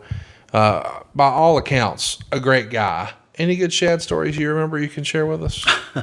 None that I can share. No, unfortunately. Funny off-air stories. Yes, funny off-air stories. But by the way, JTG still looks good. I saw him at the old NWA pay-per-view the other day. Nice time. Yeah, First time I met him. Good for him. Both those guys always look good. Another signee comes in at this time. I can't believe this is a real sentence. Brad Armstrong, 45, signed a contract and is expected to be on the ECW brand, mainly or only working on house shows. Perhaps he'll be used as a coach or be used to put people over. He was always well respected as very strong on working and mechanics, but seemed to lack a certain charisma necessary to be a national star. Ric Flair, when he was champion, loved working with him, and they had great matches, but the matches usually didn't draw. Almost universally, Brad Armstrong is praised as being one of the best in-ring workers and one of the best guys to ever come through the business. But he never really made it on TV very often in this era. I don't think ever, maybe. Do you remember Brad? Why? Why's that? Because he wasn't signed to be a wrestler. Okay, what was he signed to do? He was brought in to do color. Really? Yeah. That's awesome. How did that come about? Brad Armstrong is one of the funniest, just most personable people you'd ever want to meet. And Brad would sit in the locker room and do commentary and have everybody in stitches. Brad just had a personality that never met a stranger and always just in a good mood. And everybody loved Brad. So Brad was brought in. We're going to try Brad out as a color commentator for ECW. Brad wasn't being brought in to work. If anything, you'd put Brad out there to teach people, maybe one of the developmental. That's tremendous. I got to say, I didn't see that coming because we've heard before that Vince didn't like when guys sounded quote-unquote too Southern. Brad Armstrong's a Southern boy. Well, God bless the South. I ain't mad at it. All right. God bless Texas. Roll Tide. Super Crazy moves over to Raw and defeats Chris Masters clean. You just told us how much you love Super Crazy. Excited to see him get a win on TV. But Masters, once upon a time, had a winning streak. Now he's back and doesn't seem like he's going to be getting the same slot in the company. Did he fall out of favor because he had an issue? Was it too much too soon? Was it a maturity thing? Did his body not look the same and it was a body gimmick? What was missing? I just think it was all the above. I think it was, he had built his initial debut was all on his body. Everything about him was about his body and how he looked. Look, Chris wasn't ready to come in maturity-wise when he came in the first time. Too much too soon. Way too much too soon. And, when Chris came back, I think that there was still a bit of maturity. But, because he's still early 20s. Yeah. And, again, when you look at him, you go, holy shit, man, the future with this guy. Also, probably too nice for his own good. Yeah, I could see that. Super nice guy. Very nice guy. And probably too nice. Occasionally have to be an asshole. Yes. Yeah. Occasionally. That's a shame. But here's the thing. Unlike me, I'm he's hardly still, ever an asshole. Still not an old guy. I mean, even now. It's announced that the Go Home Raw, the first show at Madison Square Garden in 17 months, will be main evented by Triple H versus Vince McMahon. Why were y'all gone for 17 months? Is this the era where Vince realized, shit, even if we sell it out, we're not making any money because the overhead's so big? Was it a live event or a TV? It's the Raw, or it's announced that the Go Home Raw will be at MSG. Well, that's it in a nutshell. To try and do television out of Madison Square Garden is an extremely expensive proposition. Oh, just the unions and all that Everything, shit. yes. I got you. So the Go Home Raw features Jim Duggan making his first appearance in Madison Square Garden in 15 years. Of course, it's a dark match. It's also the first time ECW was taped there, Joey Styles' first appearance at MSG. But most importantly, it's the 5-year anniversary of 9/11. It feels like security would have been even bigger than normal at MSG here. Wow. I'm probably no more than usual. Tell me about Toby Keith. He's shown sitting ringside. I wonder if his old pal Double J was pissy about that. I don't know, man. But, the funny thing was that I asked Toby if he wanted to do something physical. And he was like, hell yeah, man. He goes, I ain't ready to have a whole match or anything tonight, but I'll do whatever you want to do. A whole match. A whole match. Toby was awesome. I've got pictures with Toby from that night. And he was just a great old guy, man. Umaga makes his Madison Square Garden debut and destroys Flair, which leads to Kane saving Flair to build heat for the upcoming pay-per-view. Roddy Piper's back. He's got an amazing entrance with the Highlanders for a 6-man tag against the Spirit Squad. How did that come to be? Just a nice opportunity to get Roddy back at MSG, and we got a couple motherfuckers running around in kilts, so why not? It was actually Roddy's idea, and Roddy was looking to do something else. He liked these guys. Goes, oh, hey, man, they're wearing the kilts. He goes, I'm the one that made it famous. He goes, let me do something with them, and a way for Roddy to get back. It is the Garden. It's Roddy. Look, I'm an old sentimental guy with a lot of the old timers. Especially if the old timer's name is Roddy Piper, I would always fight for him. Trish is going to pin Mickie James in her last match on Raw before her retirement. We've never really spent a lot of time talking about this. I know we talked about Trish a few weeks ago, but why do you think her exit was so much different than so many others before or even after her? Well, I think, first of all, for Trish, I think people looked at it as you unfortunately cynically do in this business. Okay, it's your last match. I'll see you in 6 months. Yeah. So I think that was the case. And I don't think anybody believed that she was really gone. Yeah, it stuck for a while. Vince pins Triple H in a no-holds-barred match to close Raw after getting Lance Cade, Trevor Murdoch, Big Show, and Shane to help defeat him. This is probably the perfect Vince moment, isn't it? Pinning his son-in-law in Madison Square Garden. Absolutely. The SmackDown and ECW after this Monday Night Raw would see Punk defeat Shannon Moore in Shannon's ECW debut. Renee would defeat Balls Mahoney in his ECW debut. And Sabu would lose his Madison Square Garden debut to Big Show. On SmackDown, we saw Jimmy Wang Yang be promoted to his new cowboy gimmick. What do you... You gotta love Jimmy as a cowboy, right? Jimmy is a cowboy. Oh, he's a country boy from Georgia. Yeah. Yeah. In real life, that's Jimmy Wang Yang. Yeah. Shout out to Jimmy. Bobby Lashley earns the right to face Booker T at No Mercy. And there's just a lot going on here, but I do want to talk about some outside of the ring news before we get into the pay-per-view.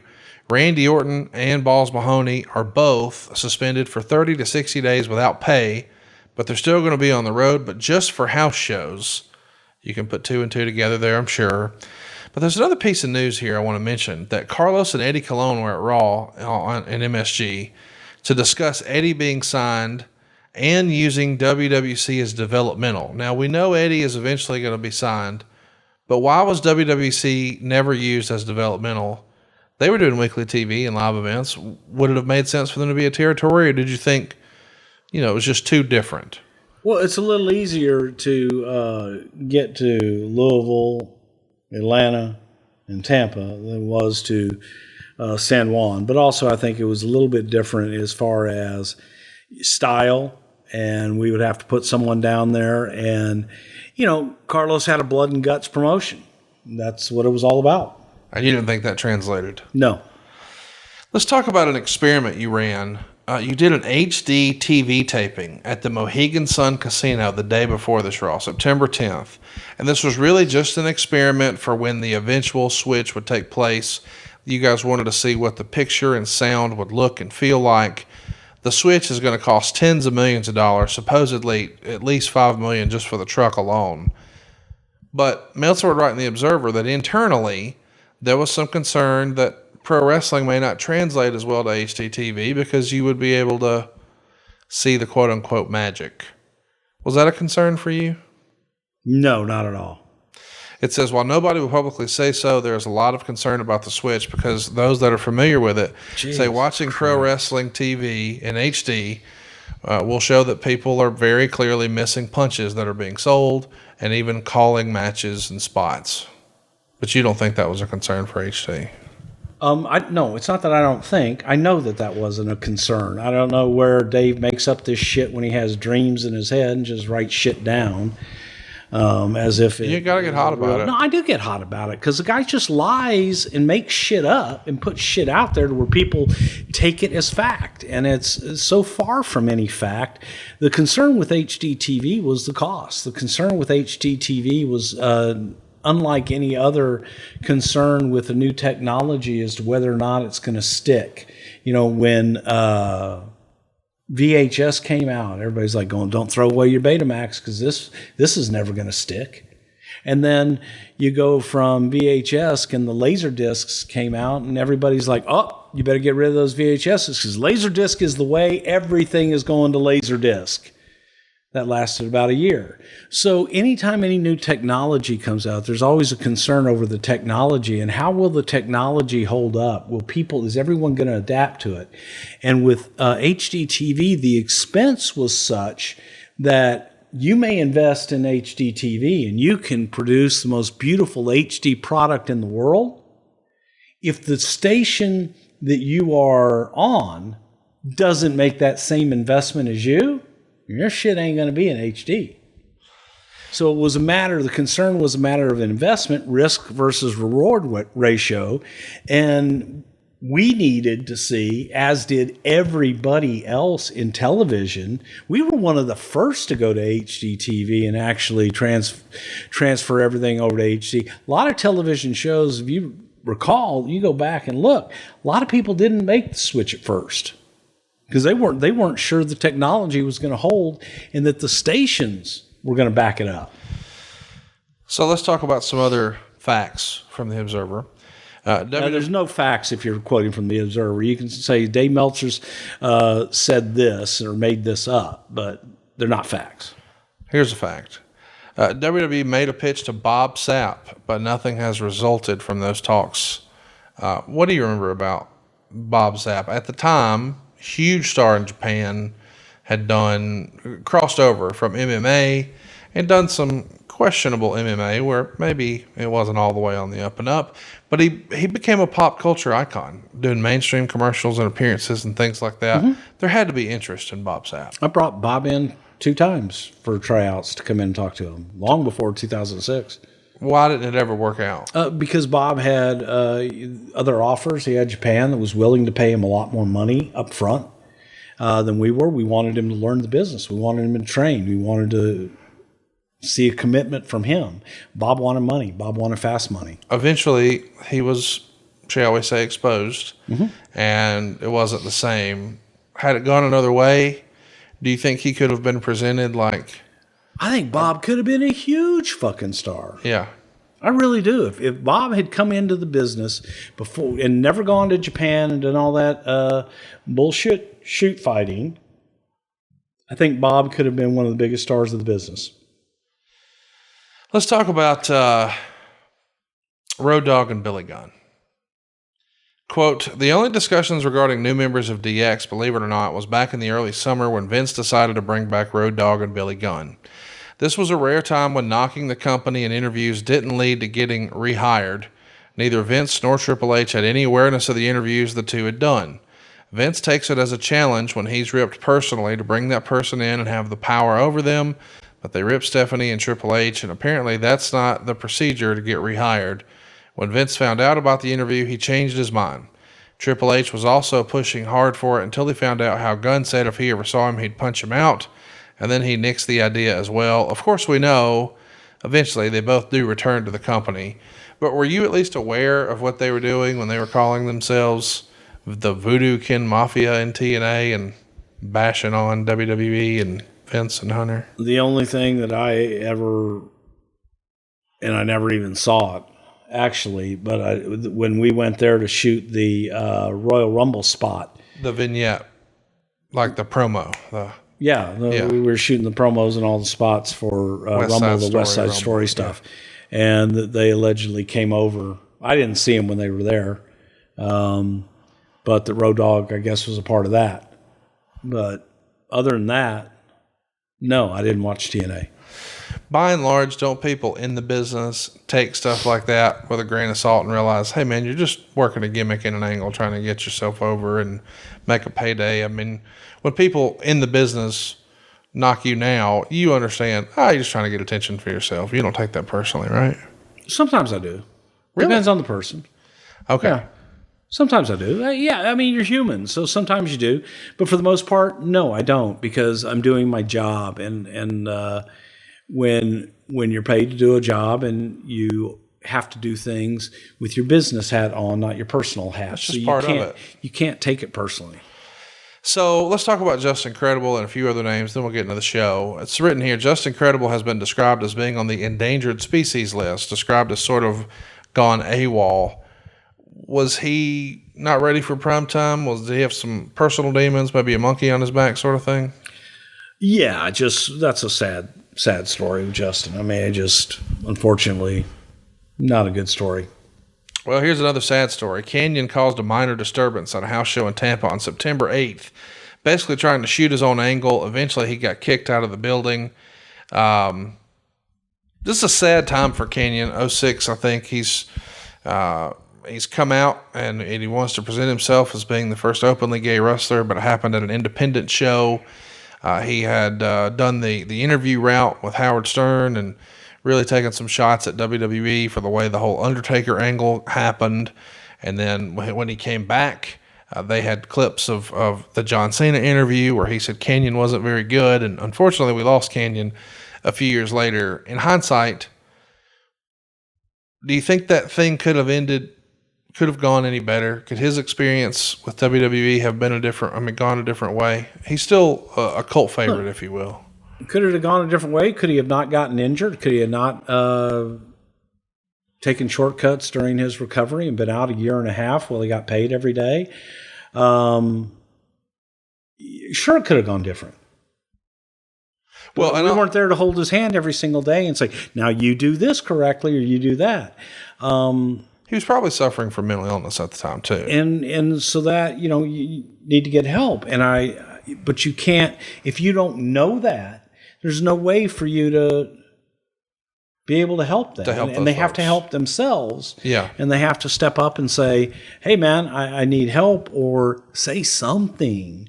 But when your only thing is, oh, hey, yeah, man, I'm great, but you're out for an injury for over a year and a half, and you are out further because of something that you do. I think we did everything we possibly could do for him, and no one knew any of his other issues. No one knew of his mental issues and his mental health issues. I think he was bipolar, right? Yeah. Yeah. But nobody knew that. Right. No one knew that till after the fact, till after it was too late. And that's just a damn shame. That's a waste of talent. And he was troubled with his insecurity about sexuality. It's just a sad story. Yeah, and you go back and there was a day and time, hey folks, it wasn't cool. Right. Wasn't cool to be different. Yeah. And Kane was different, but he wasn't. Especially when you're a kid. Like when you're a kid, you want to be like everybody else. That's the last thing you want to do. Exactly. Where Canyon was different is that he was talented. He could do some incredible moves and do some incredible stuff. But I don't know that his own capacity to go beyond that and accept who he was and embrace it. It's just, it's a sad story. So let's talk about Unforgiven 06. We're finally here. We're in Toronto. We've got 16,105 fans for a sellout. The pay-per-view is going to do 289,000 buys. As a reminder, the year prior, Unforgiven 05 was John Cena and Kurt Angle on top from Oklahoma City. They only drew 8,000 in attendance and 243,000 buys. So a pretty substantial improvement year over year. And by the way, the readers of the Wrestling Observer gave this 89.1% thumbs up. They really like this show. It's a good show, Unforgiven 06. That scares me whenever they like something. So the first match is Johnny Nitro and Jeff Hardy. They go 17 minutes and 36 seconds. Johnny is going to retain the Intercontinental Championship. I think a lot of people seeing Jeff Hardy come back like this, they assume, Hardy's going to win. Of course, it doesn't happen. At the finish, Hardy kicks Nitro into Melina, who falls off the apron. She's acting like her ankle was hurt. Hardy goes for a schoolboy. Great near fall there.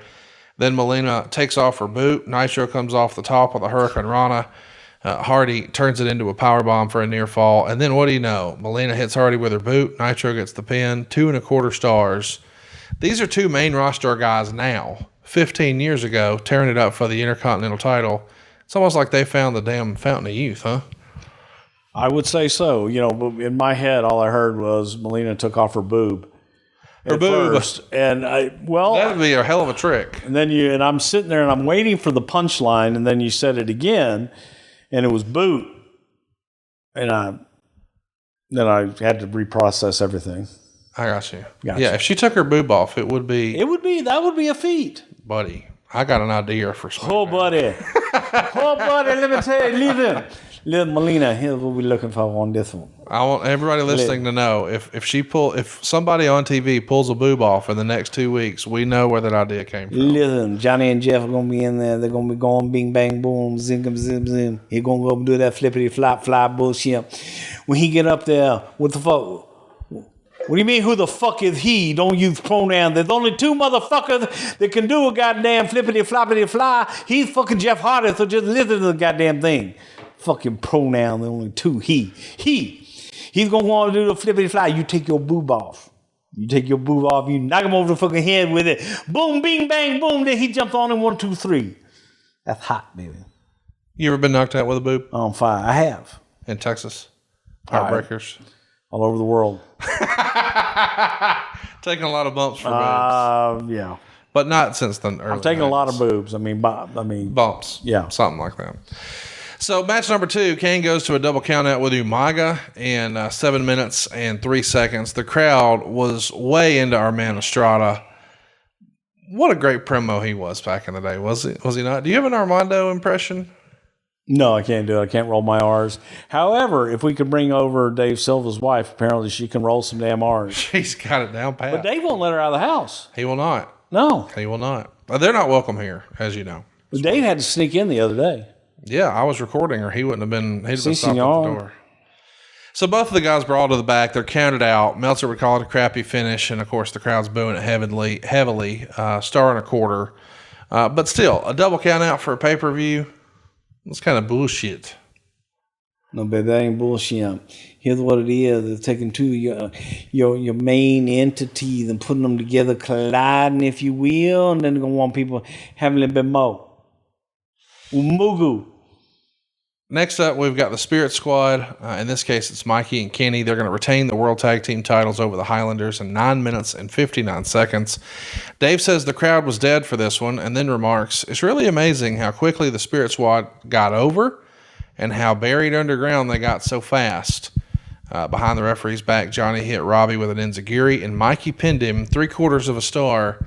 That really is the tale of Spirit Squad, right? They come in hot, working with all the top guys, and then they gone. Then they gone.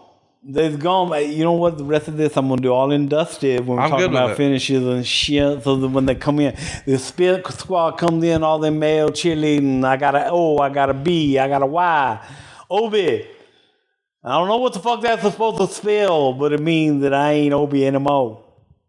Next up, one of the more memorable Hell in a Cell matches, and I'm not kidding.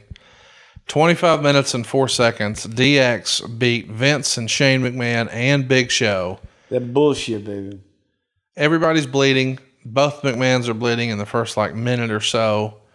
Eventually, they do a spot where they drape Big Show over the top rope and pull down his pants, and then they ram Vince's head up Big Show's ass.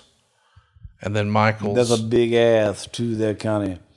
I mean, carry me through how you, Dusty, who weren't there, how you pitch Big Show on, and then what if Hunter shoved Vince's head up your ass? Big man got an idea. Oh God! You know how Vinnie Mac always sitting there. He had them boys that drop the drawers and says, "Kiss my ass," and they pucker up. Well, how about we get a little spot in here and we flip it on him because it was nastier than having your head shoved up big old nasty Big Show ass. And the Hunter gonna drop your drawers, and then when it's time, Vinnie Mac gonna get all up in there. So listen, later on I need you to eat some asparagus for lunch, if you will. You know what I'm talking about, baby. It's gonna be a nice little spot. People gonna remember it forever. Go down in infamous. The McMahons are bleeding multiple times in this match. Hunter even cuts his ear. This is some crazy blood, and someone's head goes up someone else's ass. Shawn's going to super kick Vince, and then Triple H hits Vince in the head with a sledgehammer. And Meltzer would write, I want to show you this, breaking it in two, and in parentheses, obviously pre-gimmicked. I don't know why, but that tickles me that he felt the need to let the audience know that. Oh, because he's the smartest guy in the room. He didn't really break it. Because Dave Meltzer's just the smartest guy in the room. He's the only one that knows. You know, it's funny. He's the only one that hears all this other fucking bullshit. Wait. We were just having fun. That was supposed to be fun. No, it's not fun. Nothing about him's fun. He doesn't know how to have fun. You don't know that. I do know that. He likes to party. Yeah, okay. Well, you can party on my ass. We get funky like a monkey up under my ass. So the match got 3 1/4 stars. Why is this your favorite Hell in a Cell of all time? I hated it. What? It's got Vince. It's got Shane. Yeah. It's got Hunter. It's got the whole fam. It's best ever. The only way it could have been better would if Linda and Stephanie could have been tomorrow. Then it would have been perfect. Then I would have loved it. Then I said, Stephanie, baby. Little Stephanie, I got an idea. How about? Yeah. No, I just thought it was too. I thought it was too much. That's me.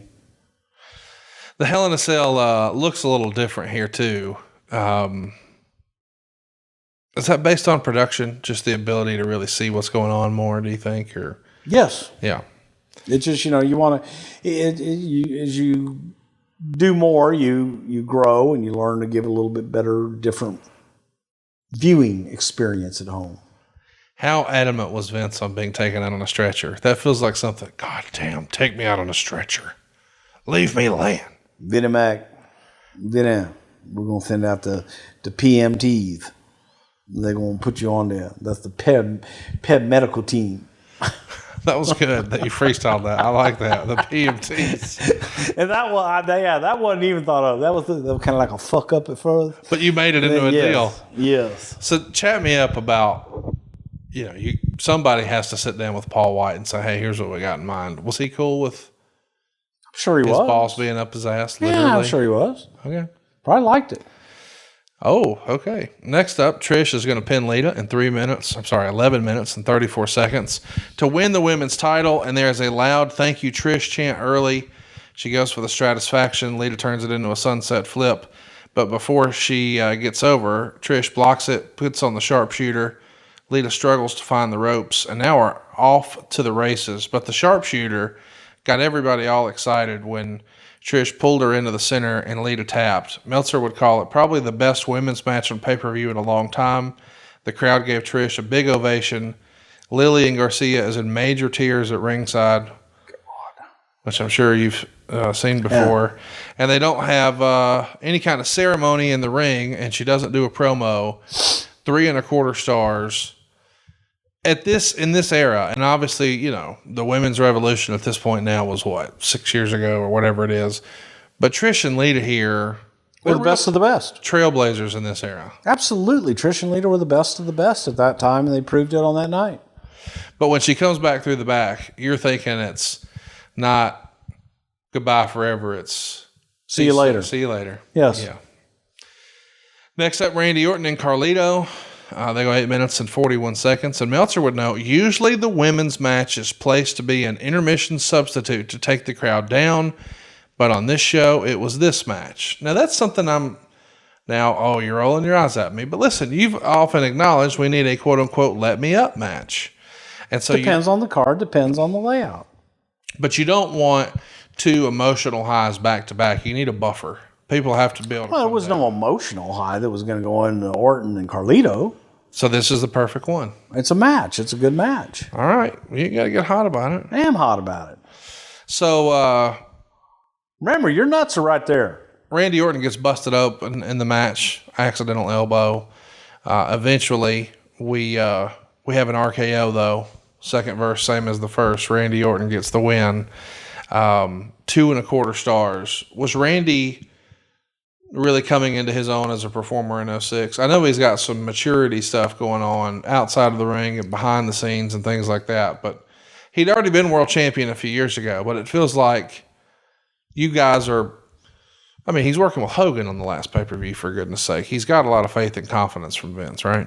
I think that Randy Orton, you look at his career and, man, some bitch gets better with age, but this was at a time that I don't think anybody could touch him in the business. The finish here has been replayed on highlight packages for years. As a reminder, Carlito escapes the RKO, hits the backcracker, then he tries a double springboard into a crossbody, but Orton sidesteps it right into an RKO.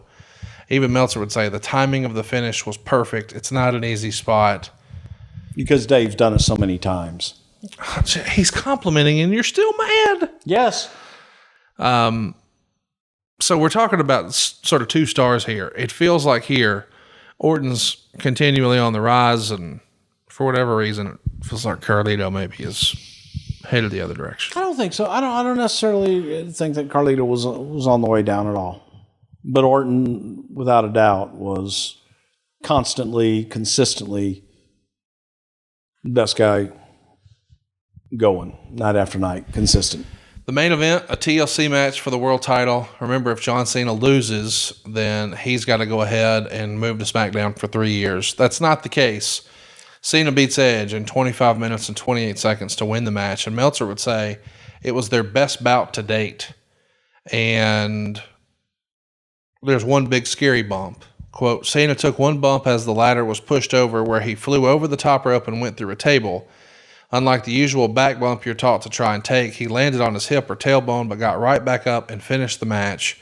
He went nearly a half hour, but there was only one spot where he groaned, or where you groaned. Even though those who wish he wasn't in the position he's in, they should honestly have to give him grudging respect. He's very much like Steve Austin in that he's so over he doesn't have to work hard every night. And unlike Austin, he didn't grow up admiring and emulating the great workers or even have Austin's level of ability. But just the same, his effort going above and beyond has to be praised. I think that's pretty cool that he's going out of his way to say, and this is really the era where even John... That's the most backhanded fucking... Well, there's a lot of guys who don't like John Cena. They don't like his gimmick or his presentation or his character. And a lot of people would say, oh, he only knows 5 matches. But in this era, people started to refer to him as like Big Match John, where, hey, maybe you don't love his house show matches, maybe you don't love his television performances, but when he's main eventing a pay-per-view, that motherfucker's going to have a good match. Hey, John, every time John would go out, John would have a good match. John would do everything that he could to have a different match every night and experiment, not do the same thing every night. That's who Cena was. That's who Cena is. And, I would kill to have had, 5 guys on the roster that were like John Cena. As far as, I'm not saying your fandom, I know that's Terry and Dorian, blah, blah, blah. But I'm just saying actually working in the professional wrestling business and all the places you've worked, is John Cena on your Mount Rushmore of talent of just guys you enjoyed working with? Absolutely. I think that's interesting. Absolutely. I've just heard you say a lot of glowing things about him, and I got that vibe. Love the guy to death. Who else would be in that same vein where you're like, hey, this is the Mount Rushmore? It's Cena and... Undertaker. Okay. I put Austin and Rock on there. Wow. So let's talk about the finish. It's a big finish. Cena gets Edge Put up. Shawn on there. Oh, wait. Sorry. 4. You know what? My Mount Rushmore, I didn't stop at just 4. Yours top 5. Yeah. Top 5. So Cena gets Edge up on the ladder in a fireman's carry, drops Edge off his shoulders with an FU through 2 tables. Then he grabs the belt for the win. He goes over to his dad in the front row and hugs him, which, given what we had seen at the pre-tape thing at John Cena Sr.'s house, it's a nice little payoff. 4.25 stars. Man, great show. Top to bottom. A rather... when people look back and they talk about their favorite wrestling pay-per-views, they often quote like, hey, man, remember at SummerSlam so-and-so, or remember at Rumble so-and-so, or remember at WrestleMania such and such. Unforgiven, not normally a show thrown around, but this is a damn good show. It was a great show, top to bottom. But even last week when I teased, or actually a few days ago, when I teased we were going to cover it, you're like, mind games. But is that just because that was actually at the top of this show. Oh, yeah, that too. Yeah. Adam Leeson says, did anyone fight against Trish winning the title on her last night with the company? Nope. How high does Brace root Shane as an in-ring competitor? I think that at the top, because Shane busted his ass unmercifully for every single match he's ever had. Training. Jeremy Priest wants to know, where does the John Cena Edge rivalry rank on your list? The rivalry was definitely one of my favorites. Well, it's one of my favorites because to me it was 2 things. It solidified Cena in many ways as the man, but it also brought the very best out of Edge because you got to see crazy Edge. You got to see so many different dimensions of Edge, and it brought Edge to the next level as well. It was the perfect elevation of 2 guys in one program. The perfect good guy for the perfect bad guy. Yes. Rory says, why was the Hell in a Cell reconfigured, and is the new version better or worse than the original? We already answered the first part. Did you prefer the first Hell in a Cell look or the second one here? I like the first, I think, similarly because of what we talked about earlier. Just the first impressions, yeah. Yeah. Anthony says, were the plans already in fruition to have Edge join Orton and form team rated RKO at this point? I really don't remember at that point if that was, it may have been, I don't remember. Turtle says, was there ever any thought given to putting Trish and Lita on last? In hindsight, should it have been considered? I don't think so. I don't think so. Jaden says, did you see this match as the one that really certified Edge as a top guy? Yes. Fernando. Not this match, this program. Okay, that's fair. Michael says, you've mentioned over the years that coming to Canada can be sometimes an issue. Were there any issues getting the Hell in a Cell over? No. I know that sounds silly, but sometimes transporting a big structure like that, that's no easy feat. Nope. One last one, and this is from Eric. What would it sound like if Jim Cornette got his head shoved into Big Show's ass? Motherfucker. The fuck didn't let me Bakken ask any goddamn questions this week? That's the motherfucker. B-A-K-K-E-N. Well, B-A-K-K-E-N. Lenny from Wisconsin. So I know you didn't expect to have to work on your vacation. Yeah, this is bullshit. We're going to do one more tomorrow. Maybe. No, we're going to do mind games. You like mind games. I don't know. Before we do it, before you go CP99 tonight, can we watch the Shawn Mankind main event? It's one of the best matches. It's one of the best matches. It's the one where Mick takes the bump head first through the table. Yes. And you know what's a little thing that I still like? I like that Shawn, Mankind peels the mats back to expose the concrete. and then Sean covers him up with it and just jumps on it. And it's such a little thing, but it still sticks out in my memory 25 years Oh, yeah, later. and I can't wait to listen to your little bitch boys comments about that match. He loved it. Yeah, well, there's other things he said about it, too, that even if you don't say them, I'm going to. Expose him for Mickey Mark that he is. Are you ornery? I'm very ornery. Is it time for you to take your nap? It's time for me to do something. Oh, is it time for poo-poo? No poo-poos yet. How many Imodiums are you down today? 2 today. 2 today. Yeah. Yeah. Is the bidet to your liking or the washlet? Well, yeah, my wife put it in. Do you want to give a plug for the one? Oh, they're not paying us somewhere. No, they're not paying us. No, I'll plug my wife. Whoa, I don't want to be here for that. Ladies and gentlemen, we'll see you. I guess me and you will see each other. I said we were sitting out by the pool the first day. You plugged your wife by I the said, pool? "Hey, woman, come here." I said, "Hey, this is ours, right?" And she said, "Yes." I said, "You're putting this in upstairs on Monday." She thought that was wonderful. She goes, "Oh, that's so sweet." Hey, I forgot to tell you, I have a gift for you at the office. You told me, but you've been telling me that for fucking... Buddy, you've been telling me asleep that since for you like got about here. 6 weeks. 6 months, I think. Well, because the last time I sent you something, you didn't even acknowledge it. It's not true. It is true. It's not true. Yes, it is. I acknowledged it as soon as I got it. You called Megan. You didn't call me. Oh, God. That's the difference. Same difference. All right, well, I'm going to start calling Stephanie to get on your schedule. Go ahead. Forward. At least she'll answer. Yeah. Boy, I got to get new friends. You do. Jim Ross don't behave like this when he comes over. Yeah, exactly. I bet he doesn't. I'm just kidding. He's never been in this house. I think he was once. Megan and I were talking about that, but yeah, he didn't have. I had to be a joy. He didn't have. He didn't have a room named after him, right? You got the You brother. didn't let him Love sleep here, did you? He would never sleep here on purpose. I think he. I'm sure you could pass out here, I but think he likes his privacy. so do I. Well, So I have my own wing. Well, that's true. Can we You wrap? tell me I'm not private upstairs? I'm not going up there. I'm leaving Exactly. you alone. I know what's going on up there. They're shitting on the floor. God damn, I got an elevator, drops me off into my room. Folks, there's an honest God elevator, drops me off into my suite, my whole, what would I call that? My wing. So when the elevator goes up to the 5th floor, it like opens up right into my suite, right? Why do you do this? Why do I do what? I mean, Why do I do what? Okay, hang on. Just you got to stop all this. Dude, my wife walks in. She goes, "Oh my God, is that new? You built a whole brand new Gigantor 3-season deck outside that you enclosed. You've got It's been all here that from the new beginning. over there, and then I have pictures of you asleep on that patio 5 years ago. over the pool and everything. The pool goes right over a mountain. So, but the people on the other side of the mountain just think it's a giant waterfall coming down out of the mountain. Because the pool and the waterfall, the infinity pool, are that big. And so he's got this slide that you can go down. While you were sleeping this morning at 11 a.m., I'm hanging out with your wife, which I've been doing a lot this week. I actually like her better than you. Most people do. And she says, yeah, Bruce came down to get in the hot tub yesterday when you were editing the show, and he said he couldn't figure it out. What does he have to do? And I said, take the cover off. And she says, well, he said he didn't know how to do that.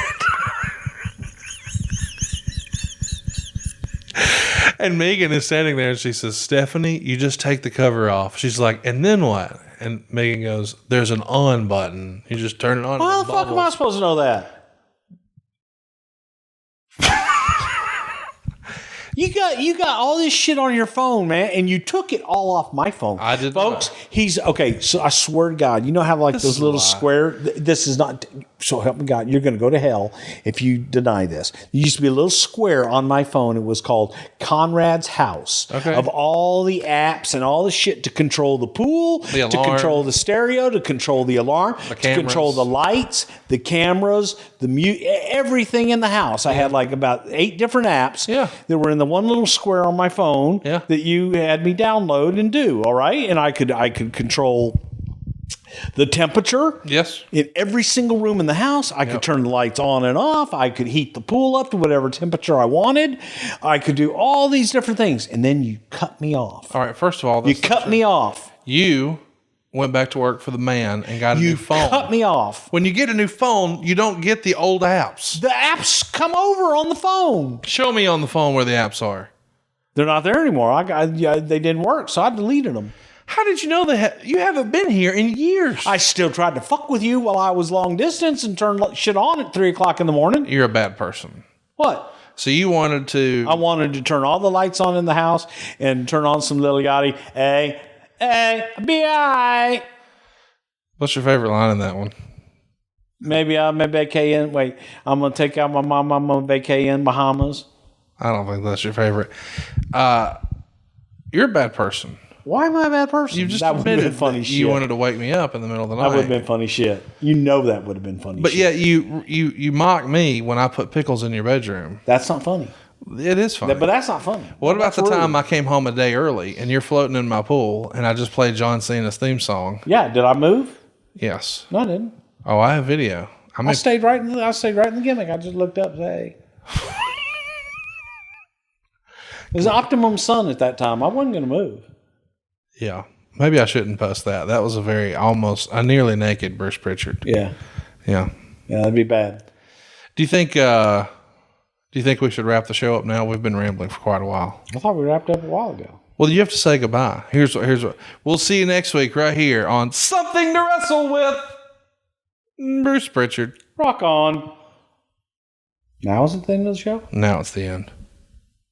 Hey, it's Conrad Thompson. Thanks for checking out the podcast here on YouTube.